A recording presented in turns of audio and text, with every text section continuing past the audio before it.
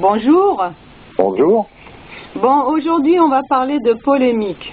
C'est qui ces deux là? C'est qui ces deux? Alors, ça te dit? Ah bon, pourquoi pas, hein? Bah, puisqu'on est entouré que de ceux-là. S'il n'y a pas de polémique, il n'y a rien qui se passe, écoute. Ouais. Bah oui, si tu vois autour de toi. Oh, c'est vrai que c'est la grande mode, hein. Bah écoute, et puis ça attire quand même pas mal de monde, hein. Quand il n'y a pas de polémique, ça intéresse personne, hein. En général. Ouais. Et ça vient d'une chose, c'est que la polémique, en fait, elle est les confrontations de points de vue, au lieu de s'occuper du point à voir. Alors la polémique, c'est le renversement, c'est la dilution de tout, quoi. Et en général, il n'y a pas de connaissance véritable du sujet traité. C'est toujours une connaissance relative, ce qui veut dire que chacun a donc une connaissance relative qui n'est pas tout à fait en accord avec celle de son voisin. Ben, c'est un peu des combats de coq, hein, pour mettre en avant son ego, tu vois. C'est on bombe le torse, c'est moi qui ai raison, quoi. Oui, mais même quand quelqu'un n'a pas cette velléité absolument de vouloir s'imposer dans la raison, et ça ne veut pas dire, même s'il se tait, il reste en polémique à l'intérieur de lui, tout simplement parce qu'il ne peut pas être d'accord avec le point de vue de son voisin. Ouais. Pourquoi? Parce qu'un point de vue, c'est un point de vue, et le point à voir, c'est le point à voir. Donc il faut connaître le point à voir, de manière à ce que tous les points de vue puissent s'accorder. Parce que dernièrement, tu vois, bon, tu connais un petit peu la guéguerre là qu'il y a entre, par exemple, c'est un exemple parmi tant d'autres, mais c'est très significatif, entre Caroline Fourest et Tariq Ramadan, tu vois. Ouais, j'ai entendu vaguement deux, trois. Je t'ai fait écouter deux, trois trucs, mais c'est d'un stérile, mais c'est affligeant. Complet. À présent, chacun, pris séparément, je sais pas, je connais pas, tu vois, c'est très difficile à juger. Mais quand ils sont, en tout cas, ensemble, en train de se tirer la bourre, il n'y a rien à en retirer, quoi. Il y a un tirage de bourre. Donc c'est comme si tu vas regarder un match de boxe, de catch, de machin. C'est un match de rhétorique. Et en principe, les seules fois que j'ai vu ça, c'était pas bien brillant. Il y en a un qui fait le coq parce qu'il tient un peu le couteau par le manche. On sent qu'il est plus à son aise dans ce jeu que la fille en question. Ah bah oui, elle fait pas du tout le poids, hein, je vais te dire. Non, parce qu'elle est dans des interprétations, tu vois, elle est dans quelque chose de très indirect. Alors lui, il est directement sur le truc, donc effectivement, ça donne. Alors, mais il profite de ça pour bomber le torse. J'entends, c'est que des histoires comme ça. Mais c'est ce qui nourrit en quelque sorte la cervelle humaine actuelle. Non, mais pour dire, c'est la polémique, c'est ça, c'est des visions qui sont pas en rapport direct avec le sujet fondamental. Et c'est ça, comme par exemple, Tariq, il parle de l'islam, il a l'air donc d'être branché d'une certaine manière dans tout ça, mais en réalité, l'essentiel de l'islam n'apparaît pas. Voilà, donc à quoi bon parler de quelque chose si l'essentiel n'apparaît pas? C'est ça l'histoire. Il faut toujours faire apparaître en priorité l'essentiel de la chose.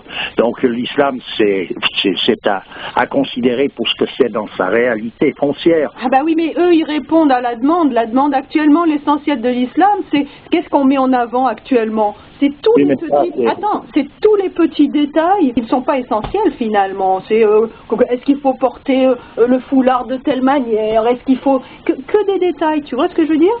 Oui, c'est ça. Puis j'ai entendu concernant le foulard, mais j'ai pas entendu quelque chose qui correspondait, je veux dire, à ce que représente le pourquoi de ce foulard réel. C'est jamais rien, c'est toujours des considérations personnelles, et il y en a qui sont pour, il y en a qui sont contre, etc. Mais ça n'a strictement aucune valeur. Pourquoi le foulard? Quel est le symbole? Qu'est-ce qu'il représente dans le cadre d'une religion comme telle que l'islam? Ça serait à exprimer d'emblée. Après, on n'est pas pour ou contre. On agit correctement, conformément à la règle d'une religion si on en fait partie. On se plie à certaines exigences qui sont forcées par une époque, par un mouvement temporel où on peut plus faire ci parce que bon. Mais après, il faut donc trouver la solution pour régler ça de manière à ce qu'on remette le compteur à zéro par rapport à la religion, tu vois, que les choses soient en ordre. Comme les femmes avec leur système féministe, elles veulent être libres, qu'est-ce qu'elles savent de ces féministes, elles ne savent pas ce que représente la liberté. La liberté, c'est l'absence de contraintes. Mais le fait d'être dans l'obligation de se batailler tous les jours pour essayer de vouloir imposer une liberté, c'est pas de la liberté, ça. Non. La liberté, l'absence de contrainte, ça veut dire que c'est donc la disparition même de la dualité. Tout à fait. Voilà. Donc la liberté, elle est offerte dans toutes les traditions. On te donne la marche à suivre pour aller vers la liberté. Et cette liberté, donc, c'est cette absence de contrainte. C'est le retour à l'unité. Voilà ce que c'est la liberté. C'est pas que celui-ci, il a plus besoin de porter des chaussettes rouges, et puis l'autre de mettre sa coiffure comme ça. Mais c'est un truc d'abruti tout ça. Un truc d'abruti. Puis tout tourne en polémique souvent. Pourquoi? Parce que justement, tous ces points de vue sont situés par rapport à des considérations d'ordre sentimental. C'est le ressenti, chacun ressent les choses, voit les choses d'une manière par rapport à des mouvements qui se veulent internes mais qui sont en réalité des courants d'air. Tu vois, il y a eu un petit bout de polémique concernant les monozygotes. Oui, quand on a évoqué le clonage à un moment donné, il y a quelqu'un qui nous dit mais les monozygotes ont un génome identique. Voilà, mais ça a démarré tout simplement, c'est que j'avais dit à un moment donné qu'il n'y a pas de possibilité de faire une copie conforme, parce que la nature ne permet pas ça, c'est-à-dire que les lois même métaphysiques ne permettent pas cette possibilité-là. Alors après, ça y est, des grands discours sur le clonage, si et là, et les monozygotes, parce qu'à un moment donné, il est clair qu'il peut y avoir ce qui est visible peut avoir une certaine identité. Un certain poids, tu veux dire. Oui, mais je veux bien ça. Mais simplement, ce qui habite ce visible, c'est-à-dire le personnage qui est à l'intérieur de ce corps, il n'est pas identique à l'autre, et c'est là l'essentiel de l'homme, c'est pas sa carcasse. Sa carcasse, on sait bien d'où elle vient, où elle finit, et comment ça se finit. C'est pas qu'elle soit la même chose que celle du voisin ou pas, ça se finit de toute façon de la même manière à quelque part. Et c'est à considérer, comme dans toute tradition, ce corps a toujours été considéré un peu comme un véhicule, c'est le véhicule de l'âme, et quand la trajectoire qui était à faire est terminée, on dépose son corps comme on dépose un habit au vestiaire. Ça a toujours été considéré comme ça. Oui. Donc moi, si je parle de cette impossibilité d'identité exact, c'est-à-dire de copie conforme, c'est que le personnage qui est là-dedans, il ne peut pas être le même que celui d'à côté. Oui, mais là, ce qui est dit, c'est que ils auraient un petit peu la même carte d'identité génétique, quoi, voilà. Oui, mais ça, on s'en fout.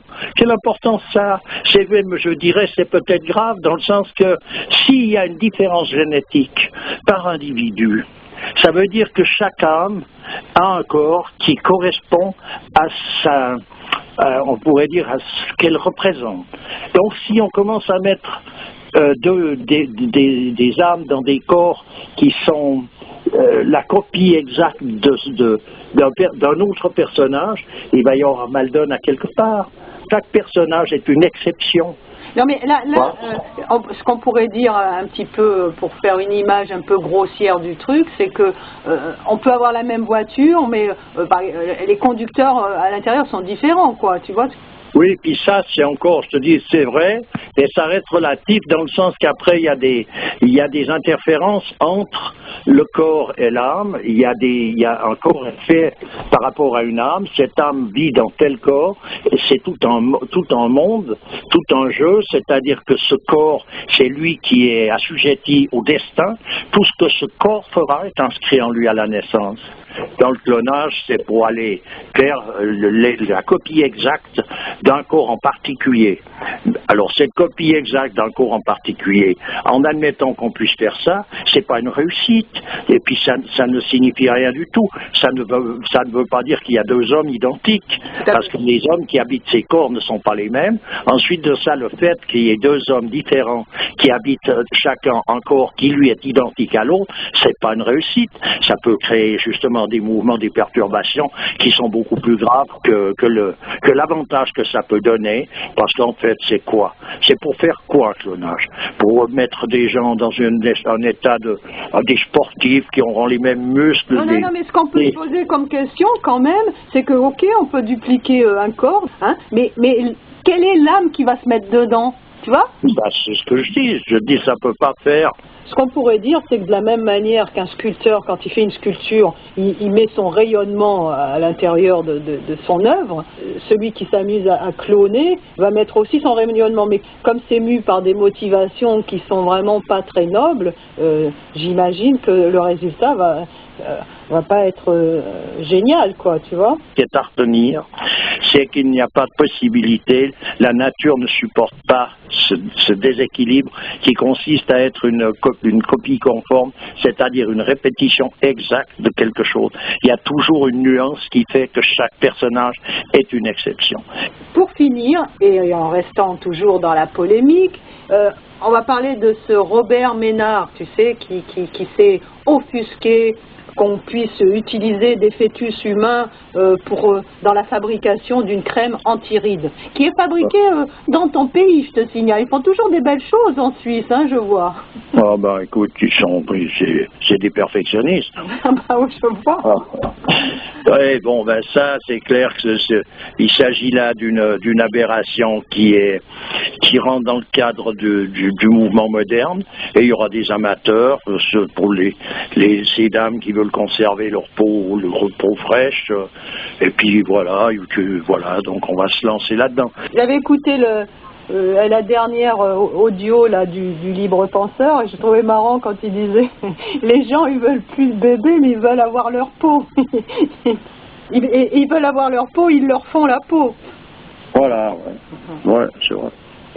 Un personnage comme ça, d'après ce que j'ai entendu concernant cette nouvelle pommade anti-rides là, c'est qu'en fait il a parlé à un moment donné de mouvements américains catholiques qui sont en somme contre l'avortement, et en somme on voit bien que son attitude à ce monsieur Ménard, c'est qu'il n'a rien contre l'avortement, pour lui, c'est au contraire, il va trouver ça normal, il va trouver que ces mouvements catholiques, eux, comme il dit, c'est leur problème. Il se met hors d'un contexte traditionnel pour exprimer ce qu'il a à exprimer. Ces mouvements, la plupart du temps, ils sont quand même assez fanatiques. Donc ça veut dire tout simplement que, à un moment donné, il est d'accord avec les causes, mais il n'est pas d'accord avec les effets. Parce que le fait de fabriquer une pommade anti-rides avec un fœtus, c'est un effet d'une cause. Et la cause fondamentale, c'est de justement avoir coupé les ponts avec les données primordiales, c'est-à-dire, on pourrait dire, couper les ponts avec le ciel, de manière à pouvoir mettre en place des aberrations de cet ordre qui ne peuvent pas apparaître dans un cadre traditionnel. Donc voilà, la cause, on est d'accord avec, mais les effets pas. Donc si on est d'accord avec la cause, il faut accepter les effets aussi. Voilà, c'est ça le gravissime de l'histoire. C'est toujours ça. C'est pas tant ce qui se dit, ce qui se dit pas. Chacun ramène sa science. C'est pas un problème. On peut en parler pendant 107 ans. Ça va rien changer. Mais il y a, à un moment donné, une cause. La cause correspondra, on pourrait dire, au libre arbitre. Et ensuite de ça, les effets correspondent au destin. Oui, d'accord. Ben c'est ça, c'est qu'à un moment donné, tu ne peux pas aboutir à autre chose que ce genre d'aberration. Il faut se repérer au centre des choses. Autrement, chacun ramène son grain de sel, mais son grain de sel par rapport à quoi? Par rapport à ce qu'il ressent? Mais attends, c'est pour rigoler. Ouais, tout à fait. Qu'est-ce qu'on ressent? Moi, si j'ai rien à dire de ce que je ressens, ce que je ressens, c'est les oignons, et puis j'ai à me battre avec ce que je ressens, parce qu'un daltonien, lui, voit les couleurs de travers, alors tout d'un coup, il va imposer ses couleurs, chacun va ramener son truc, mais il faut arrêter de rigoler, là. Oui, c'est sûr. Alors, Eh bien, on dit dans cette rigolade, alors rigolons, mais je veux dire, tu vois, c'est une farce. Ouais. C'est une farce, mais que ça devienne sérieux, tu vois, c'est ce qui fait une émission télévisée, c'est ce qui va faire passer une soirée à des millions de personnes, mais franchement parler, c'est tout simplement minable. Et stérile. Ben, par la même occasion, évidemment. Et quand il n'y a pas de polémique, il n'y a pas d'histoire, j'ai envie de dire. Tu vois, même regarde dans les scénarios ou dans un film, si tout coule de source, il n'y a rien qui se passe. Alors les gens, ils s'embêtent, il faut qu'il y ait une polémique, il faut qu'il y ait une guéguerre, il faut qu'il y ait quelque chose. Même dans la petite maison dans la prairie, il faut qu'il y ait quelque chose qui aille pas pour que... Tu vois, je veux dire, c'est pas... Comment, ça vient de quoi, ça? Je viens de le dire, hein. C'est simplement cette absence de ralliement à un centre. Il s'agit d'avoir une référence fondamentale aux choses, et même que tu parles de la petite maison dans la prairie où tout d'un coup il faut qu'il y ait quelque chose qui n'aille pas, c'est pas que quelque chose ne va pas, la polémique. Même des gens qui s'entendent entre eux, où tout va bien, ils sont dans la polémique, ils tournent en rond avec un point de vue, on pourrait dire, qui est en accord. Mais ça reste une polémique parce que ça reste à côté de la question véritable.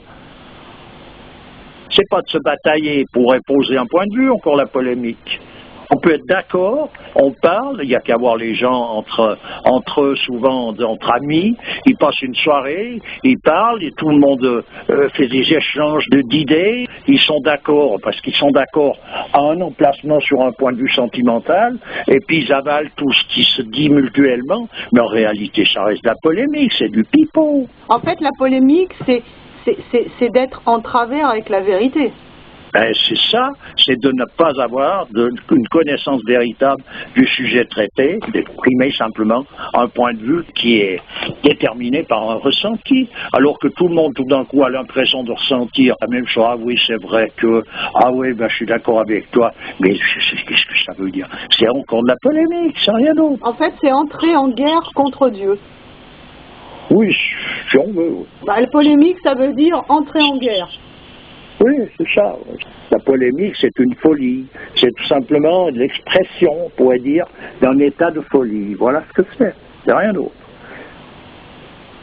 Parce que quelqu'un qui n'est pas dans cet état de folie, quelle polémique est-ce qu'il a à faire? Il n'a déjà pas le temps de le faire, puisqu'il est dans une concentration constante de manière à être en accord et le plus près possible de son principe. Comment est-ce qu'il veut se lancer dans je ne sais pas quelle histoire? Oui, c'est sûr. Voilà. Tu vois, parce que si on veut dire en accord avec Dieu, on pourra dire, ouais, moi, il y en a qui sont pour Dieu, d'autres qui sont contre. Mais l'histoire, c'est que chacun est pour soi. Pour être vraiment pour soi, il faut être en accord avec Dieu, autrement on est contre soi. C'est pas compliqué, hein. C'est simple. Ce qui est compliqué, c'est la cervelle humaine enflammée, comme elle l'est d'une façon générale actuellement. La nature des choses, elle est simple. Et où sont les problèmes? La création, c'est pas au commencement, je crée les problèmes. C'est pas comme ça que ça a été. Ouais. Tout a été créé de manière à ce que tout soit parfaitement orchestré de façon à ce que tout aille exactement comme ça doit aller pour obtenir en quelque sorte ce que l'on a à obtenir, c'est-à-dire cette raison d'être qui fait qu'on existe, que la création existe, pourquoi on doit venir au monde et ensuite de ça repartir. Tout est orchestré. Et sur le plan physiologique, c'est pareil. Il existe de la nourriture et comme par hasard, on a besoin de manger. Donc tout est, tu vois, ça n'a pas été fait. On t'a pas mis sur terre, tu arrives, tu débarques, et puis en fait tu dois te nourrir, mais on a oublié les victuailles. Mais non, il n'y a rien qui est oublié, tout y est, donc il n'y a pas de problème. Il n'y a pas de problème. Mais les problèmes, on peut les fabriquer à partir de solutions. Alors là, c'est beaucoup plus grave, parce que quand tu as un problème, et puis tu vas vers une solution, c'est une chose, mais quand tu prends une solution pour en faire un problème, après, pour retomber sur tes pieds, eh ben, c'est le coup des OGM, hein. C'est-à-dire que c'est des mutations successives qui passent par des tribulations qui sont disons, impossibles à deviner à l'avance. Hein. Là, c'est qu'on part dans un rouage infernal. Ouais. Voilà. D'accord. Écoute, je te remercie bien. C'est toujours avec plaisir. Et puis à bientôt. À bientôt. Allez, au revoir.